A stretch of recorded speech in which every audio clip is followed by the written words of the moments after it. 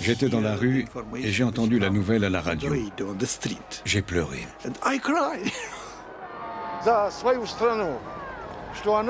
Nous étions très fiers, nous, peuple soviétique, d'être les premiers à lancer un homme dans l'espace.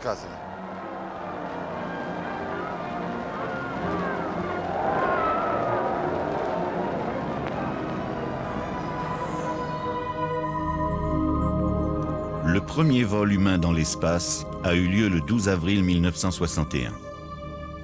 À bord du vaisseau Vostok, le cosmonaute Youri Gagarin accomplit une révolution autour de la Terre. Le vol ne dura que 108 minutes, mais il allait faire de Gagarin l'homme le plus célèbre au monde.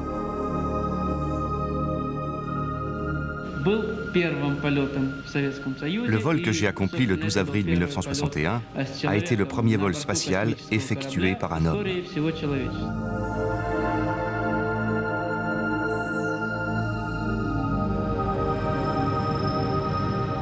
Ce visage souriant allait bientôt être connu des foules du monde entier.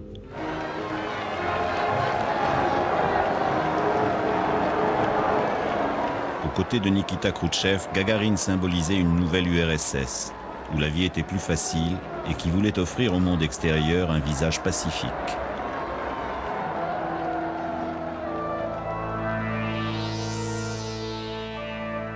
Gagarine périra dans un accident d'avion 7 ans plus tard. Il avait 34 ans.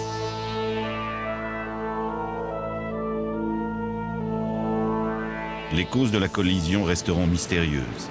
Et certains pensent que sa mort n'était pas accidentelle. Des funérailles solennelles furent organisées à Moscou, en présence du nouveau patron du parti et de toute la hiérarchie soviétique.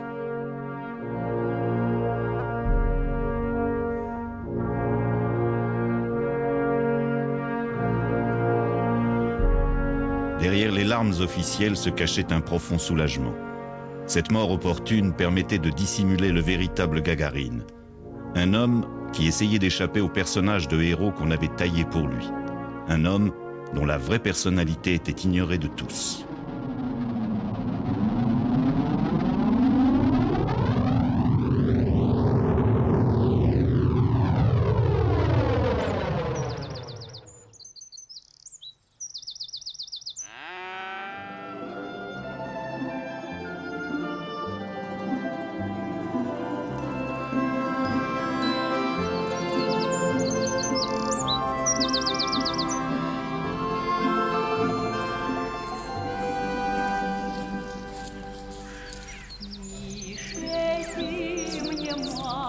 Né le 9 mars 1934, Youri Gagarin est un fils de paysan. Il passe son enfance dans une ferme collective avec ses deux frères, Boris et Valentin, et sa sœur Zoya. C'est elle qui s'occupe des deux garçons lorsque les parents sont au champ. Alexis, le père de Youri, est à la fois paysan et le charpentier du village. La mère travaille au champ et le soir traite les vaches. Ça, c'est moi. Ça, c'est Youri. Celui-ci, c'est Boris. Et là, Zoya. Elle vit encore.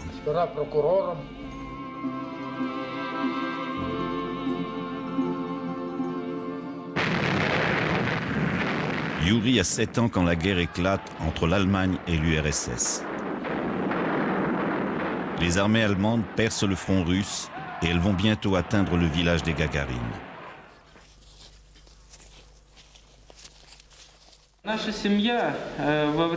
En 1941, lorsque les fascistes ont envahi notre pays, notre village a été occupé par l'ennemi. Une occupation sans ménagement. Les troupes allemandes s'installent dans les habitations des paysans et les Gagarines chassées de chez eux se retrouvent dans un appentis dans le jardin.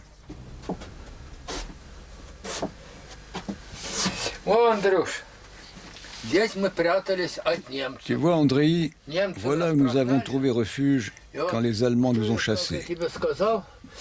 Tes grands-parents dormaient là, et ta tante Zoya, ici. Il y avait 2 militaires allemands qui habitaient chez nous. Et pendant 1 an et demi, le front s'est fixé à 6 km d'ici à peine. Malgré leur jeune âge, Yuri et Boris vont participer à des actions de sabotage. Les Allemands rechargeaient leurs batteries chez nous avant de retourner au front. Un jour, Yuri et Boris ont décidé de les remplir de sable. Les Allemands les ont repérés et l'un d'eux a attrapé Boris et l'a pendu à un arbre avec son écharpe. Yuri s'est précipité chez nous. « Maman, maman, ils ont pendu Boris. » Et elle a couru là-bas. Elle a bousculé l'Allemand qui a trébuché sur les marches. Il s'est précipité vers son fusil et il était sur le point de tirer. Finalement, un officier présent donna l'ordre aux soldats d'abaisser son arme. Dans le village, il n'y avait plus que des vieillards, des femmes et des enfants. Une bande d'enfants turbulents, toujours à la recherche de blagues. Yuri était déchaîné, une boule de nerfs. Et il adorait jouer des tours à ses copains, des tours pas méchants, mais il adorait ça. Il aimait les avions et il les connaissait tous, les Allemands et les nôtres. Il était capable de reconnaître chaque modèle. Ainsi, la fascination de Yuri pour l'aviation a commencé de très bonne heure. Il a 16 ans lorsque ses parents l'envoient poursuivre ses études dans un collège technique à Saratov, une grosse ville industrielle sur la Volga. Il écrit à un de ses camarades qu'il est sur le point de réaliser son plus vieux rêve. En effet, il est arrivé à se faire admettre dans un aéroclub et prend ses premières leçons de pilotage. Bientôt, les petits avions qu'on lui propose ne vont plus lui suffire. Ce qu'il veut, c'est piloter des jets. En 1956, il est admis à une école militaire dans l'Oural. Il sera pilote de chasse. En URSS, l'heure est à l'optimisme. Staline est mort 3 ans plus tôt et le nouveau patron du parti communiste, Nikita Khrouchtchev, semble décidé à desserrer le carcan qui pèse sur la société soviétique. Pour les Russes, ce dégel marque le début d'un printemps que personne n'osait espérer. Je n'ai jamais vu d'espérance aussi forte que pendant le règne de Khrouchtchev. Une vie nouvelle et meilleure nous était promise à court terme. Améliorer la vie n'était qu'un élément du tableau. Les dirigeants soviétiques voulaient aussi frapper un grand coup sur la scène internationale.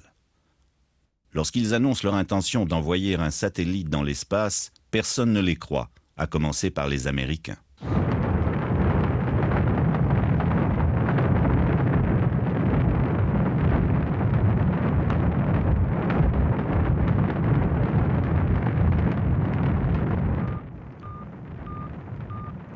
Le bip-bip, émis pendant 12 jours par le premier Spoutnik, est comme un salut ironique adressé aux Américains.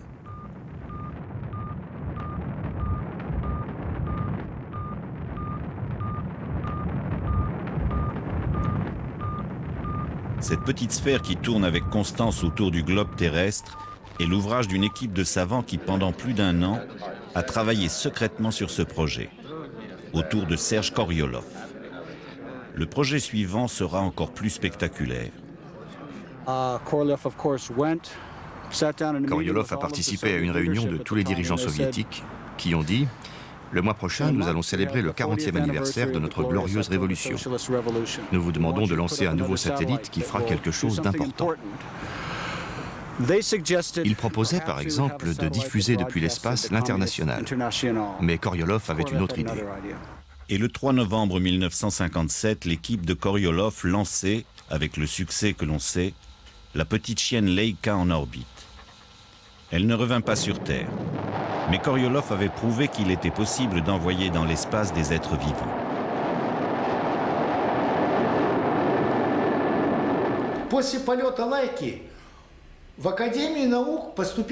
Après le vol de Leica, on a reçu de partout des demandes, près de 3500 au total, en provenance de prisons, de l'étranger ou de différentes organisations. Des gens qui suppliaient qu'on les envoie dans l'espace. Lancer un homme dans l'espace, l'objectif est désormais clairement défini. Et les Russes ont bien l'intention de relever les premiers ce défi.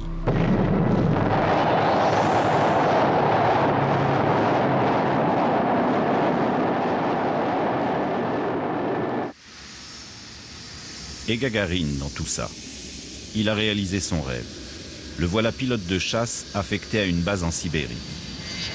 Au cours de ce même mois de novembre 1967 où la petite chienne Leica effectue son vol triomphal, il se marie avec une assistante médicale de la base, Valentina Ivanovna. Ils auront bientôt une fille.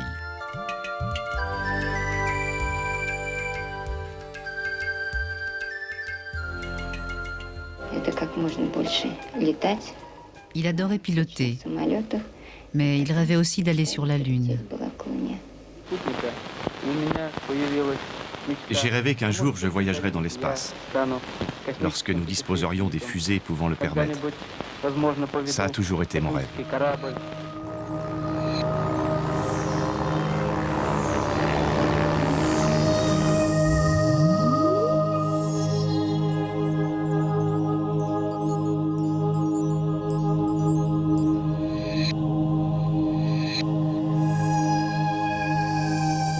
En octobre 59, la base de Gagarine en Sibérie voit débarquer une équipe assez mystérieuse, chargée de recruter des volontaires pour les futurs vols spatiaux.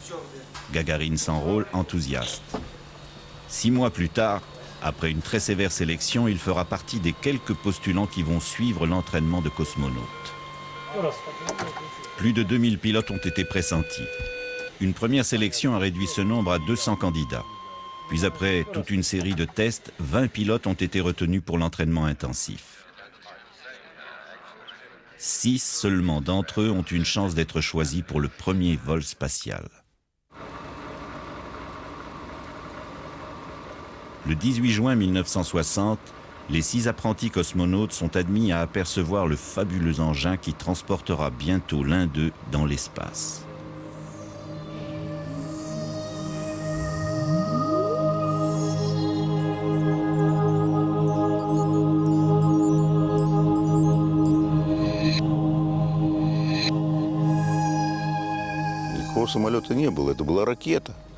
C'était une fusée, une chose à laquelle nous ne comprenions rien. Il y avait aussi la capsule, une grosse boule, sans ailes, sans rien. Tout ça n'était pas facile à comprendre pour un pilote. L'entraînement commence. 2 hommes vont vite apparaître comme les plus performants, Youri Gagarin et German Titov. Les épreuves auxquelles ils sont soumis sont très déconcertantes pour eux.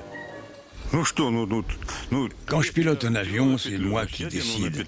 Si je veux faire un looping, je le fais. Et si je veux l'arrêter, je l'arrête. C'est comme ça que je comprends les choses. Mais là, on vous mettait dans une centrifugeuse et allez-y la pression. On était comme des cobayes là-dedans.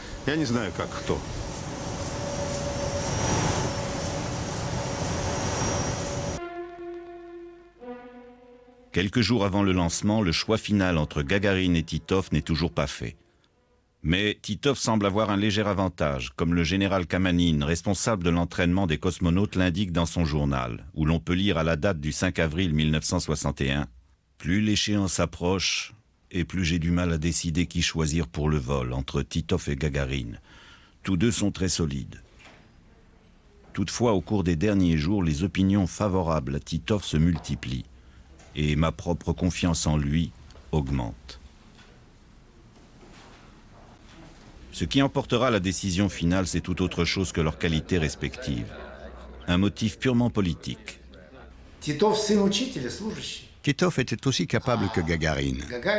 Ce qui a joué un rôle décisif, c'est leur origine sociale. Titov était le fils d'un professeur, alors que Gagarine avait un père paysan. J'ai pensé que Gagarine, c'était le bon choix. Il appartenait à une famille de petits agriculteurs. Une mère paysanne, un père laboureur, alors que moi, qui j'étais? Ce sera donc Youri Gagarin. Personne ne pouvait mieux convenir aux dirigeants soviétiques que ce Gagarin. Souriant, intelligent, le sens de la répartie. Il était la preuve vivante que grâce au communisme, tout individu, quelles que soient ses origines, pouvait réussir brillamment. Kamanin nous a convoqués tous les deux et a dit « Youri est désigné. Titov sera remplaçant. » Voilà, j'étais le remplaçant. Je ne sais pas très bien si je dois reparler de tout ça. On a raconté dans la presse que j'avais pris Youri dans mes bras pour l'embrasser. Des blagues, tout ça. Selon moi, j'étais aussi bien entraîné et aussi capable que lui. Il existe un document soviétique d'archives montrant le moment où les deux pilotes apprennent officiellement qu'ils ont été désignés, l'un pour le vol spatial, l'autre comme remplaçant. Personne n'était mieux placé qu'Oleg Ivanovski, l'un des principaux concepteurs de la capsule spatiale Vostok, pour connaître les véritables sentiments de Titov à ce moment-là. Titov avait beaucoup de fierté, et ça a été un coup qui l'a beaucoup affecté, comme on peut le voir sur ces images.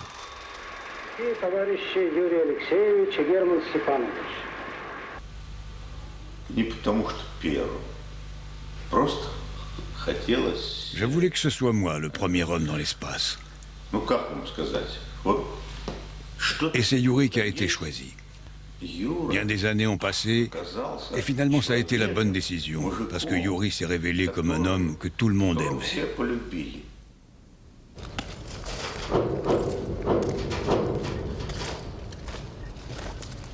Filmée récemment sur une base du Kazakhstan, cette fusée est assez proche de celle qui a lancé Gagarine dans l'espace. C'était le 12 avril 1961.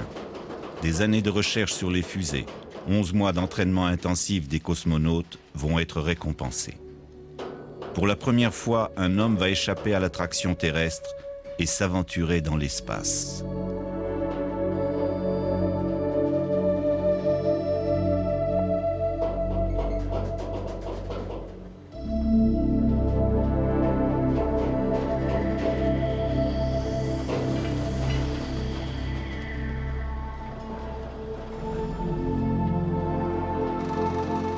Ivanovski a bien voulu ressortir pour nous une copie du film d'amateur tourné dans les instants qui ont précédé le lancement.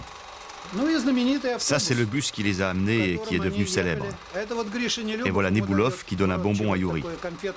German était assis derrière.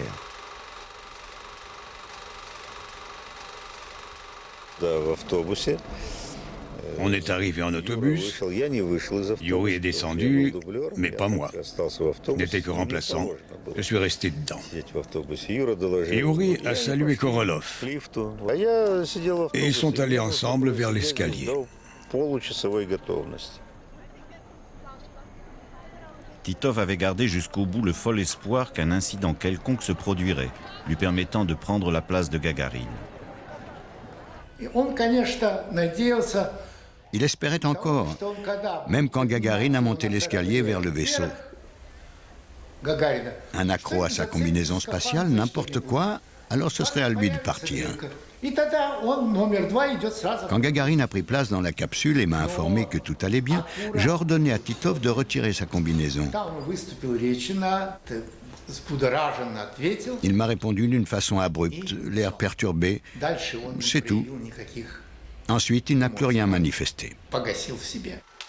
Le système de navigation du vaisseau était entièrement automatique, en grande partie à cause de la méfiance maladive des soviétiques. Gagarine pouvait devenir fou dans l'espace, décider, pourquoi pas, de poser son vaisseau dans un pays capitaliste, prudence donc. En fait, il y avait aussi un système manuel, mais que seul un code secret permettait d'activer. Et ce code ne devait être communiqué aux cosmonautes qu'en cas de danger grave. Ivanovski était une des 2 ou 3 personnes qui connaissaient ce code, et au moment du départ, il décida de le communiquer à Gagarine, malgré le risque encouru à rompre le secret. Quand Yuri a pris place dans la capsule, je me suis avancé jusqu'à lui et j'ai donné des petits coups sur son casque. Yuri, le code c'est 3, 2, 5. Je sais, le général Kamanin me l'a dit.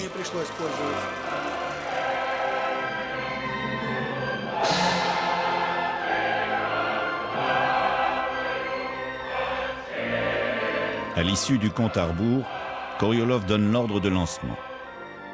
À 9h07, heure de Moscou, j'ai senti la poussée des boosters de la fusée. Ça s'est mis à vibrer et puis lentement, on a décollé.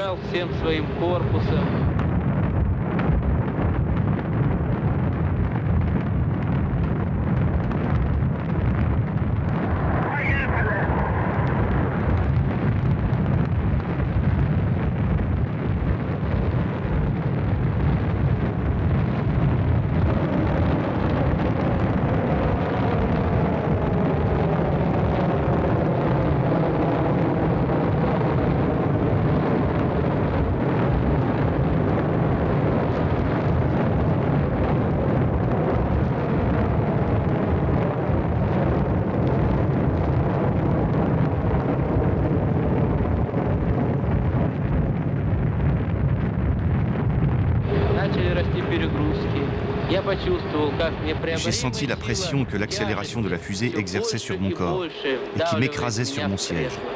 J'avais du mal à bouger les bras.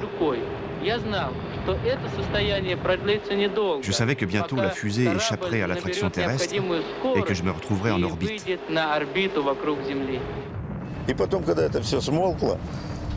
Il y a eu une sorte d'accalmie.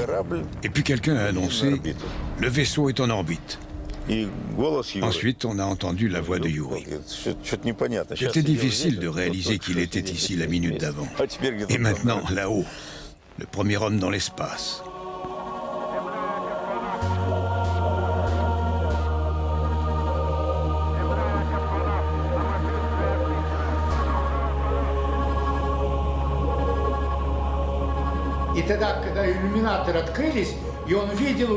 Quand les hublots se sont ouverts, il s'est exclamé « C'est que la Terre est belle, quelle merveille !»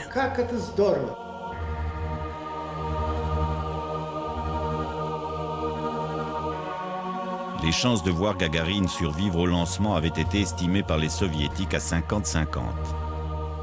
Maintenant que le vaisseau était placé sur son orbite, les autorités étaient rassurées. Et le moment était venu d'annoncer l'événement au monde entier. 3 enveloppes scellées avaient été préparées à l'avance pour répondre à toute éventualité. Un premier message annonçait le succès de l'opération.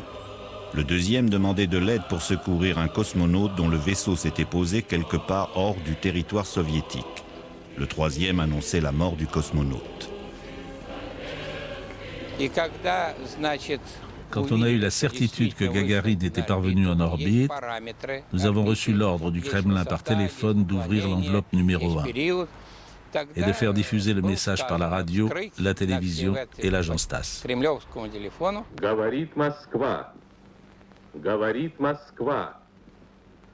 Ici Moscou, ici Moscou. Nous vous communiquons un message retransmis par toutes les stations radio. Un communiqué officiel de l'agence TASS. Pour la première fois, un homme naviguait dans l'espace.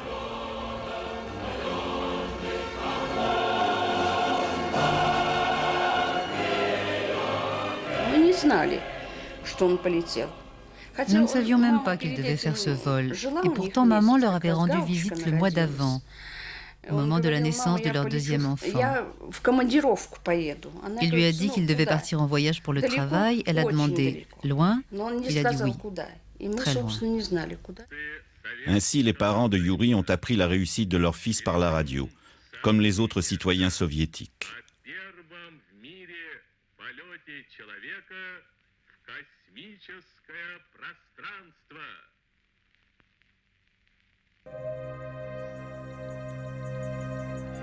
Le retour dans l'atmosphère sera un moment très délicat.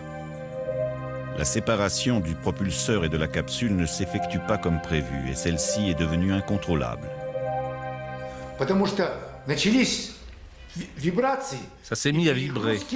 Il subissait une telle pression qu'il était écartelé dans tous les sens. Il a décrit plus tard la terrible épreuve qu'il avait traversée. Ainsi bousculé, Gagarine ne respectera pas les instructions transmises par le centre de vol au sol. Contrairement aux instructions, il s'est éjecté trop tôt, d'une hauteur trop élevée.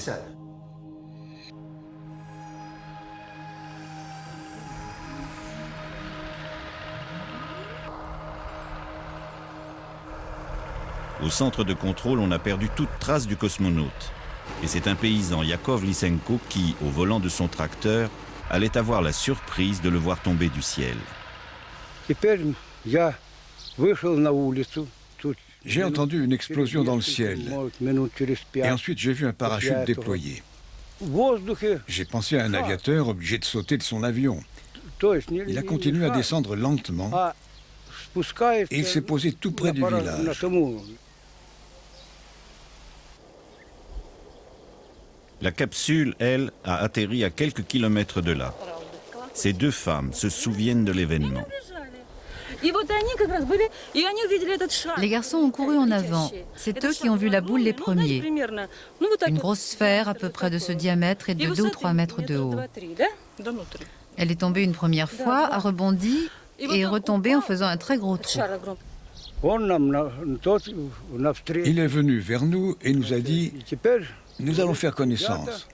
Je suis le premier cosmonaute de l'histoire. » Les garçons ont fouillé partout. Ils ont trouvé plein de tubes, du chocolat, de la purée. J'ai pu en goûter, mais tout le monde se les disputait. Gagarine nous a dit de rester. Il va arriver plein de monde d'un moment à l'autre. Des gens importants, des officiels. On se fera photographier ensemble. En fait, dès qu'ils sont arrivés, tout le monde nous a oubliés. Ils l'ont emmené et on ne l'a jamais revu.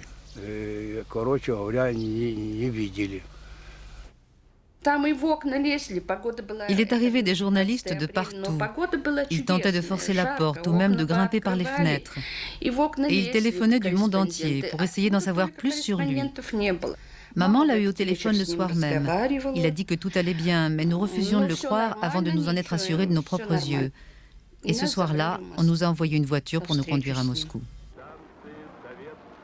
Le surlendemain, une imposante cérémonie était organisée en l'honneur du cosmonaute, devenu le personnage le plus important de l'Union soviétique. On avait déroulé le tapis rouge. Yuri a descendu la passerelle et l'orchestre a commencé à jouer.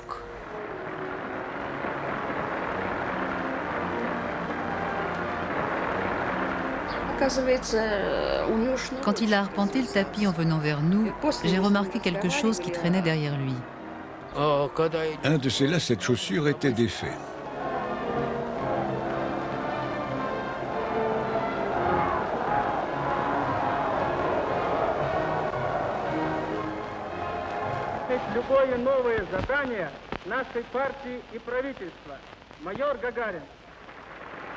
Pour Gagarine, Khrouchtchev n'était pas seulement le patron de l'URSS, c'était aussi son protecteur et un ami. Ils n'avaient pas seulement de la sympathie, mais de l'affection l'un pour l'autre. Ils se ressemblaient. Ils faisaient partie des Russes hostiles au stalinisme et à toutes ses cruautés. Eux représentaient une société ouverte.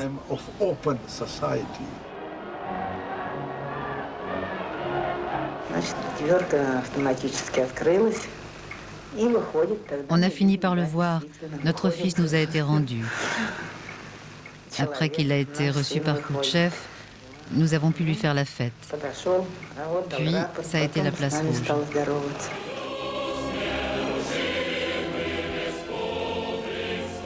Gagarine et son épouse sont dans la limousine de tête aux côtés de Khrouchtchev. Mais où est passé Korolyov, le savant génial qui a mené à bien le programme spatial soviétique?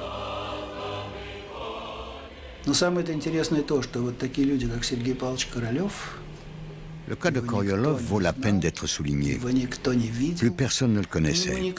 Personne n'est allé vers lui pour le féliciter. Et quand le cortège officiel s'est rendu de l'aéroport au Kremlin, il avait été relégué dans la 11e ou 12e voiture.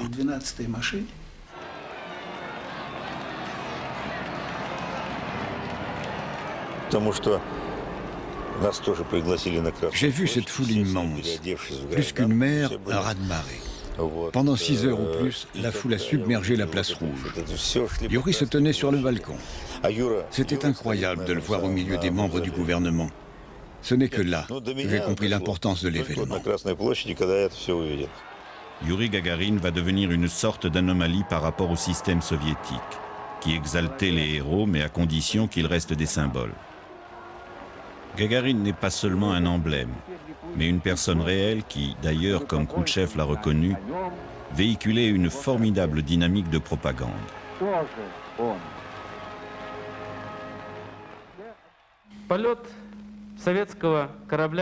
Le vol de la fusée Vostok n'a pas seulement ouvert un âge nouveau pour la conquête du cosmos. Il a montré que notre pays veut la paix et a stimulé l'intérêt de toutes les nations du monde pour nos idéaux communistes.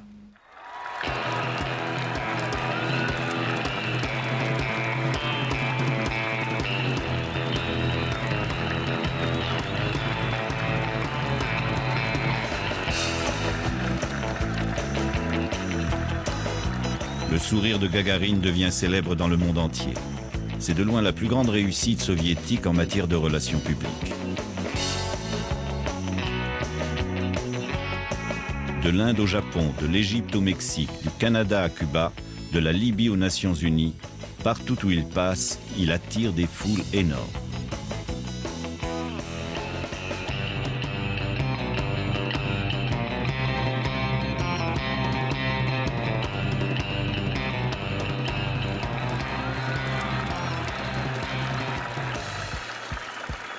Ces conférences de presse sont des triomphes, et chacune de ces répliques déclenche les rires. Quand aux États-Unis on lui demande s'il accepterait de présider un syndicat de cosmonautes, il répond « Bien sûr, s'ils acceptent de voter pour moi. » Gagarine est donc devenu une célébrité mondiale.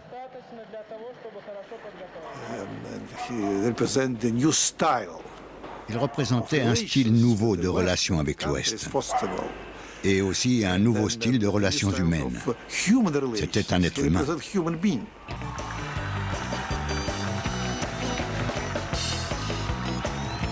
C'est un métier difficile, éprouvant, que celui de star, si votre entourage n'est pas apte à vous apporter les indispensables contrepoids.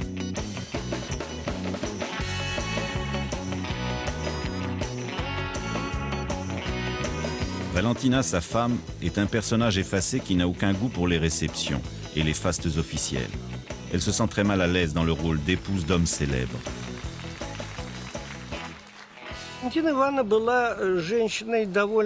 Valentina était une personne très complexe.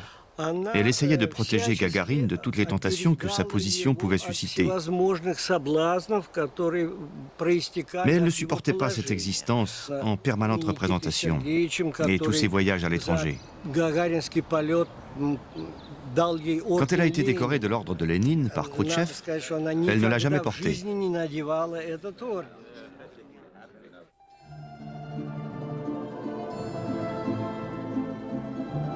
Très vite, Valentina va avoir d'autres soucis que les désagréments d'une vie trop publique.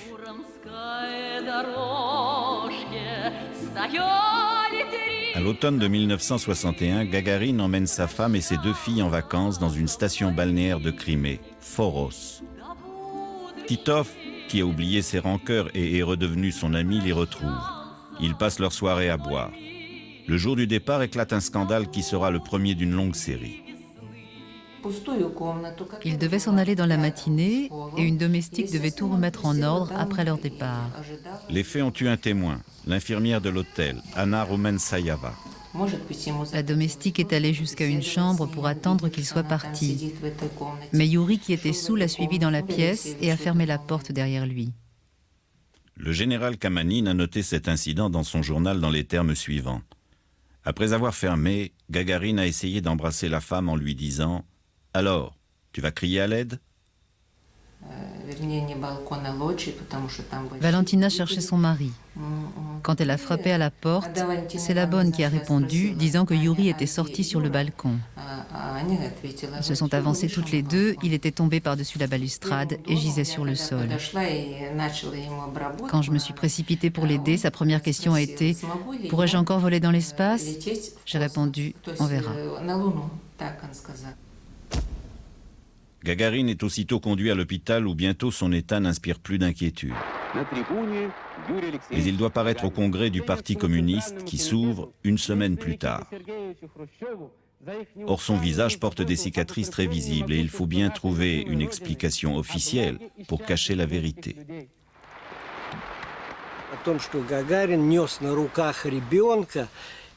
Les journaux ont déclaré que Gagarine avait glissé alors qu'il portait sa fillette dans ses bras et qu'il s'était blessé en essayant d'amortir le choc.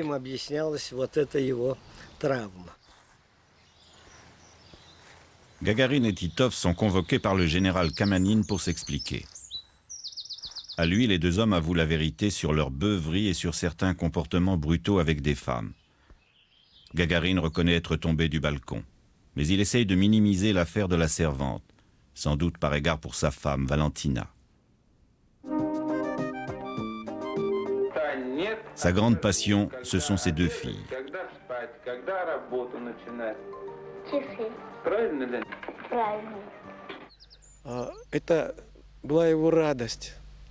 Elles étaient sa joie et sa fierté. Et il s'occupait beaucoup d'elles. Quand je sortais du bureau, je le croisais souvent se promenant avec elles et leur parlant très sérieusement, comme à des adultes. Mais Gagarine a du mal à se conformer à l'image bien sage du parfait citoyen soviétique tel que le parti voulait l'imposer. Les tentations sont nombreuses, surtout lors de ses escapades à Moscou. Une chambre lui était réservée, la 709, au 7e étage. Un jour, après un banquet, il était ivre et une grande sportive soviétique, une championne du monde, s'est jetée à son cou. Elle s'est introduite dans sa chambre. C'était sans compter avec la méfiance de Valentina. Valentina était très amoureuse de Gagarine, et compte tenu des précédents, très jalouse. La police aurait dû le prévenir qu'elle se dirigeait vers sa chambre. Ils ne l'ont pas fait, et elle a provoqué un scandale. Elle s'est précipitée sur lui. La championne a saisi ses vêtements et s'est sauvée. Le lendemain matin, il avait rendez-vous avec Khrouchtchev. C'est moi qui l'ai maquillé pour camoufler les dégâts. Jouer les ambassadeurs itinérants du communisme à la Khrouchtchev, c'est bien beau. Mais ça ne peut lui faire oublier la seule chose qu'il aime vraiment, participer concrètement au programme spatial soviétique. Il a adhéré au parti, mais il a peu de goût pour la politique. Toutefois, ses relations amicales avec Khrouchtchev lui ont procuré, dans les débuts de sa célébrité, un certain pouvoir et aussi pas mal d'ennemis.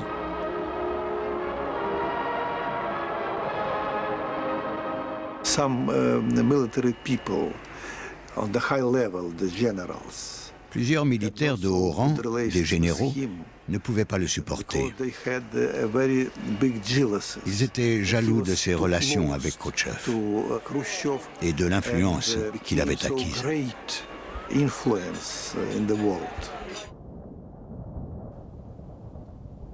En 1964, le petit monde de Gagarine va subitement s'effondrer. Khrouchtchev est déposé à la suite d'un coup d'État à froid et Léonid Brejnev lui succède.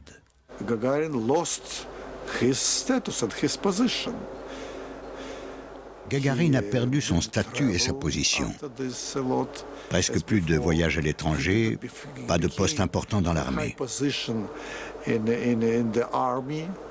On ne lui a rien donné à faire et il ne savait comment s'en sortir.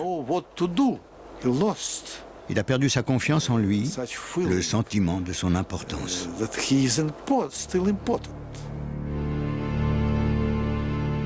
On ne lui ménage pas les avanies.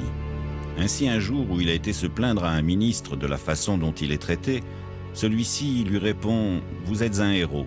Gardez-vous pour les choses héroïques, nous nous occupons du reste. »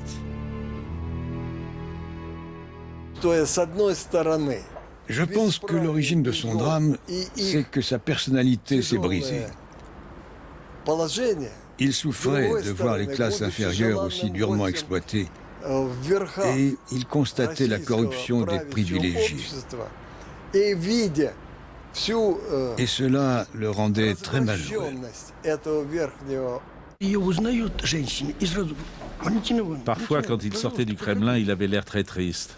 Il s'installait dans la voiture sans un mot. Il était inutile de lui poser des questions. Au milieu de ses camarades cosmonautes, Gagarine essaie encore de faire bonne figure. Mais il ne trompe pas le général Kamanin qui note dans son journal « Youri m'inquiète. Il est en train de perdre son beau sourire. »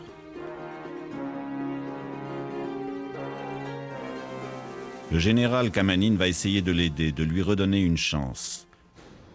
Il a noté dans son journal « J'ai décidé de le préparer à un vol sur les Soyouz. » Gagarine s'entraîne sérieusement et va beaucoup mieux.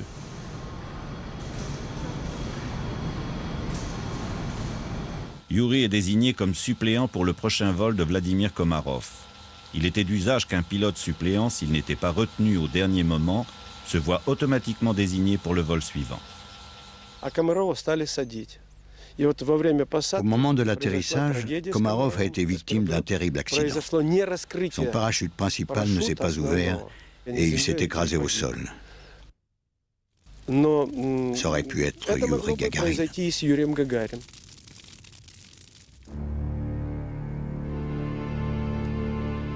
On fait à Komarov des funérailles nationales. Mais les responsables de sa mort se trouvent, dit-on, parmi les officiels présents à l'enterrement. Avant le lancement, les techniciens de la base ont découvert plus de 200 défauts de fabrication dans la fusée. Face à l'inertie de la direction, Gagarine établit une liste de tous ces points et l'envoie à Brejnev. Le courrier se perdra dans la nature.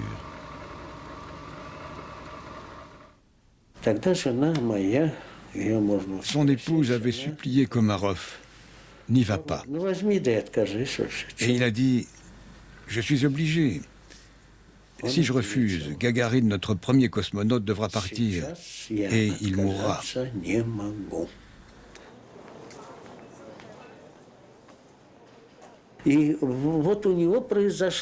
Mais au dernier moment, Komarov a craqué. Sans doute la tension accumulée et il a éclaté en sanglots. Gagarine sait qu'il est le dernier espoir de Komarov. Et il a tout fait pour obtenir un rendez-vous avec Brejnev. Je l'ai mis en garde. Si tu obtiens de parler à Brejnev, viens me voir d'abord. Il fallait qu'il reste très prudent. Le rendez-vous est refusé. Gagarine va faire une dernière tentative pour essayer de sauver son camarade. Gagarine a exigé d'être lui aussi équipé d'une combinaison spatiale. Pourtant, il était évident que c'était Komarov qui allait voler. Il ne restait que 3 ou 4 heures avant le départ. Mais il a commencé à multiplier les demandes de toutes sortes.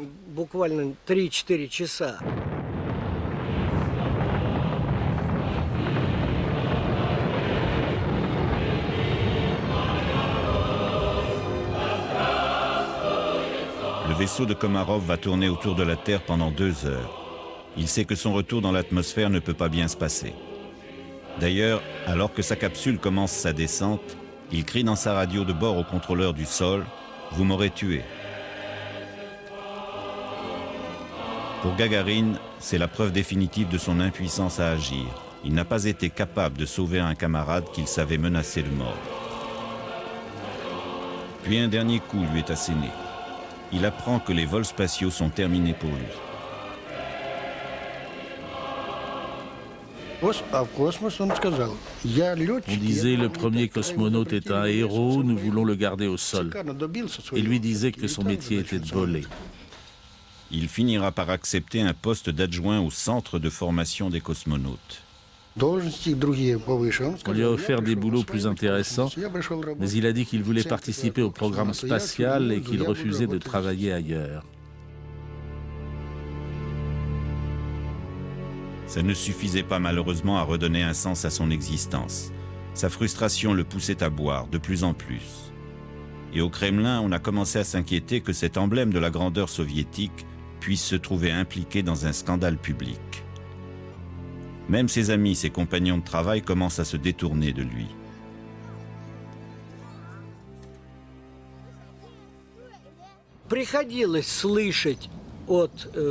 Vers la fin de sa vie, on pouvait entendre des cosmonautes déclarer « Ça suffit avec Gagarine. Il a tourné autour de la Terre une seule fois, et sans avoir rien à faire. Juste rester assis et regarder les systèmes automatiques s'occuper de tout. » Puisqu'on lui refuse les vols spatiaux, Gagarine va essayer de se consoler avec son premier amour, l'aviation. Au cours des 9 dernières années, il a piloté en tout et pour tout 75 heures, alors qu'il aurait dû compter environ 1500 heures de vol pour se conformer aux normes en vigueur. S'il veut redevenir opérationnel, il doit reprendre des cours. Le premier aura lieu le 27 mars 1968 et son instructeur est prestigieux. Vladimir Serugin, un as de la chasse russe pendant la guerre. Il s'est couché à 10 heures. Je lui ai demandé pourquoi si tôt. Parce que demain je dois m'occuper de Yuri. Je veux être en forme. Le matin au réveil, il a fredonné son air préféré, un aria. Il adorait les airs d'opéra. Et il est parti travailler de très bonne humeur. Et puis, il y a eu le drame.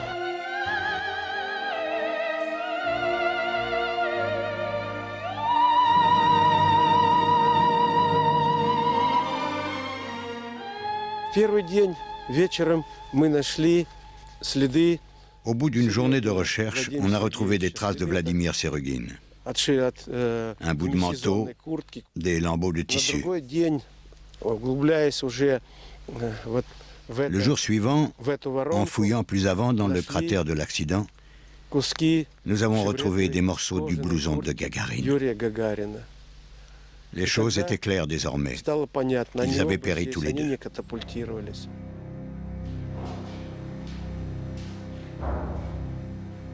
Les fragments de l'appareil qui purent être identifiés furent placés dans des containers métalliques et entreposés dans un dépôt militaire non loin de Moscou. Selon la version officielle, l'avion se serait écrasé au sol sans raison apparente, et rien n'a filtré de l'enquête qui a suivi la collision.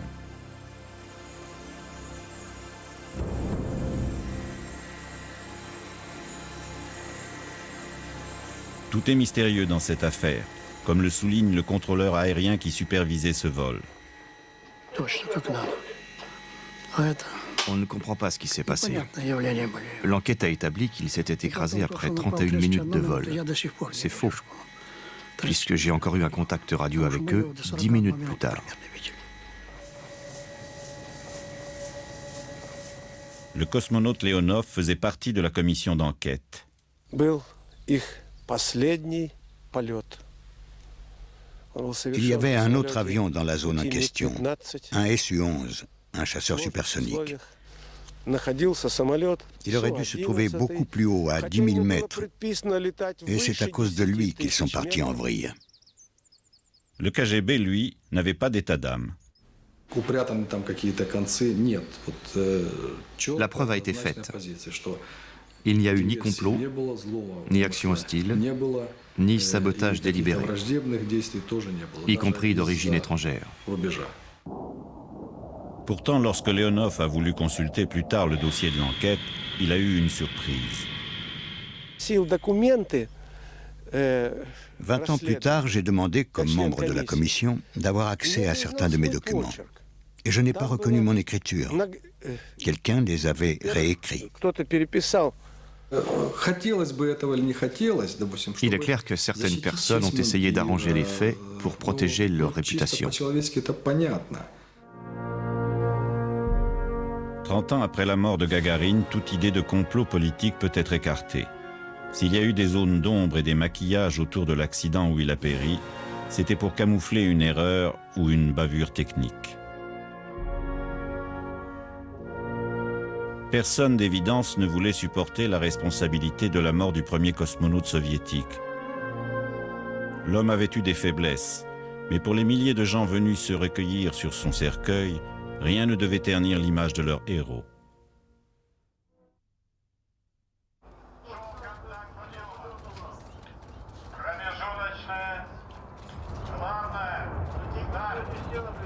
Aujourd'hui, la rivalité entre les superpuissances pour la conquête de l'espace semble enfin oubliée et les cosmonautes américains et russes se retrouvent ensemble à bord des mêmes vaisseaux pour partager une aventure commune.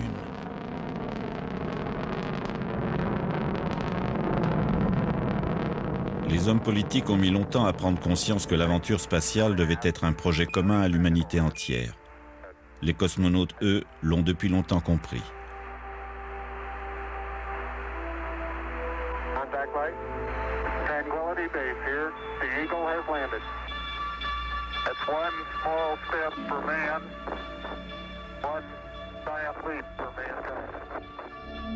Après avoir mis le pied sur la Lune, Neil Armstrong a rendu un bel hommage à Gagarine. L'homme, a-t-il dit, qui nous a ouvert la route des étoiles. Si l'on me demande de repartir dans l'espace, je suis prêt.